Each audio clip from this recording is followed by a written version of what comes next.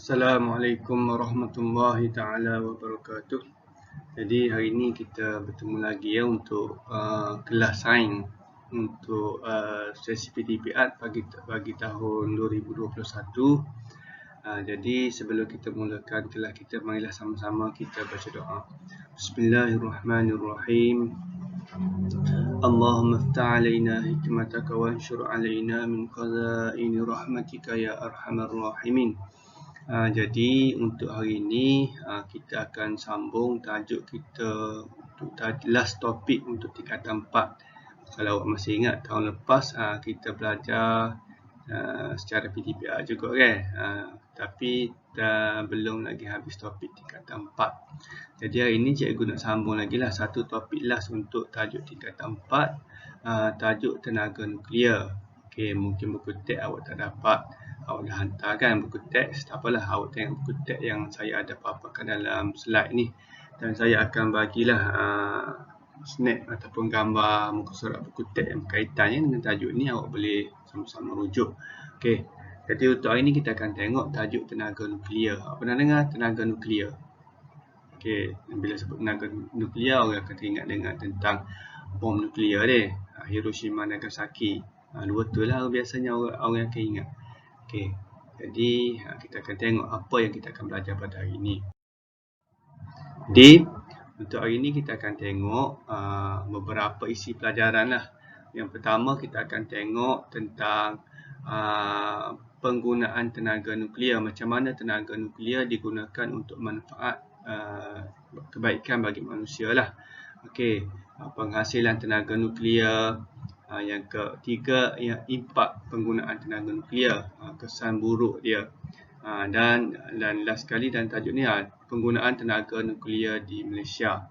Jadi antara beberapa kata kunci yang penting dalam tajuk ni ialah tenaga nuklear. Ni.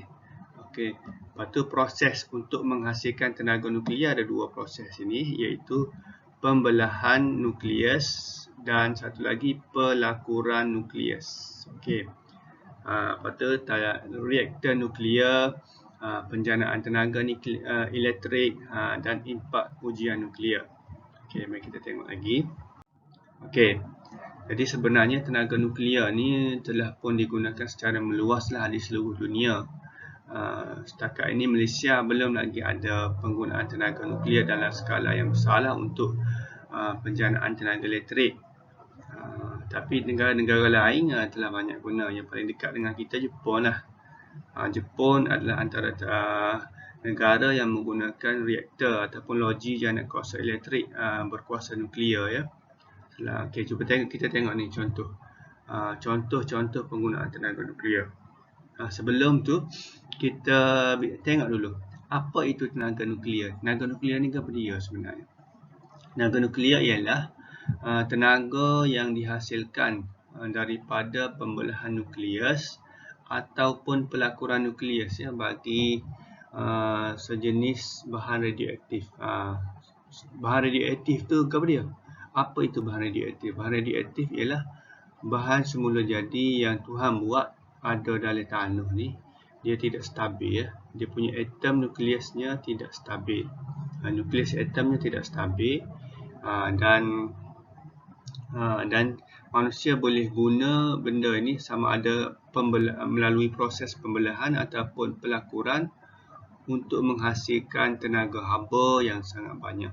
Tenaga nuklear ni dalam erti kata lain dia menghasilkan tenaga haba, dan dia akan membebaskan beberapa jenis, 3 jenis sinaran radioaktif. Nanti kita akan tengoklah.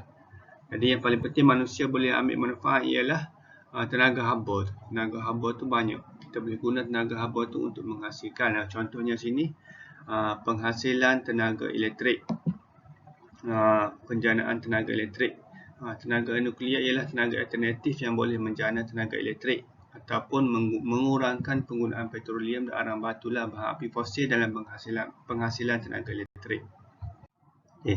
Selain daripada ni contoh lain. Tenaga nuklear dalam bidang perubatan, dalam bidang pertanian, dalam perindustrian. Penggunaan tenaga nuklear ni dapat meningkatkan taraf kesihatan dan taraf hidup manusia. Banyaklah contoh-contoh penggunaan tenaga nuklear dalam bidang perubatan untuk merawat kanser, macam-macam lagi. Jadi untuk dalam bidang pertanian, untuk mengkaji proses penyerapan baja, untuk proses perindustrian, untuk pengetinan untuk steril lah, pensterilan tu. Okey. Selain daripada itu, tenaga nuklear juga membebaskan jumlah gas rumah hijau yang sedikit berbanding dengan sumber tenaga yang lain. Ini antara kebaikan dia lah. Tadi contoh penggunaan ini kebaikan dia. Okey. Menghasilkan gas rumah hijau. Apa itu gas rumah hijau? Gas karbon dioksida yang menghasilkan masalah kesan rumah hijau deh. Jadi tenaga nuklear ni dia menghasilkan sedikit sahaja gas rumah hijau berbanding dengan kaedah-kaedah penghasilan tenaga elektrik yang lain. Selain daripada itu, kesan buruk tenaga nuklear. Selain daripada kebaikan tadi, tenaga nuklear juga mempunyai beberapa kesan buruk. Yang pertama kita tahu, bahan radioaktif ialah bahan yang berbahaya kepada manusia. Jadi jika tidak diurus secara baik, pengurusan sisa radioaktif itu tidak diurus, boleh menjejaskan kehidupan nyawa manusia.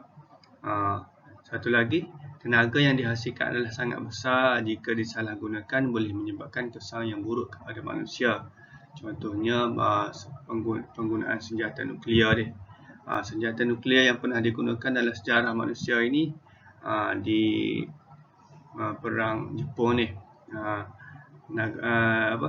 di Hiroshima, Nagasaki dua bom nuklear yang pernah digunakan. Setakat ni lah, kesan dia tu sangat teruk. Sebab apa? Dia menghasilkan, masa dia lepas bom tu, dia menghasilkan haba yang sangat banyak, habis terbakar. Dan pada masa yang lain, kesan lain dia ialah dia membebaskan pelbagai jenis sinar radioaktif. Bahan radioaktif ni kesan dia sangat lama. Dia merosakkan badan manusia, menjadikan anak-anak janin dalam kandungan cacat. Manusia jadi cacat ya. Ini kesan buruk dia. Benda-benda ni benda yang tidak nampak, tapi kesan dia pada manusia lah. Seterusnya tadi kita bincang tentang apa itu tenaga nuklear, kebaikan dia, kegunaan dia, atau keburukan dia. Jadi dah habislah unit untuk unit 1.1. Jadi seterusnya kita akan tengok bagaimana tenaga nuklear dihasilkan. Jadi kita akan sambung perbincangan ini pada siri akan datang. Jadi cikgu harap semua fahamlah apa yang kita bincang ini. Assalamualaikum warahmatullahi wabarakatuh.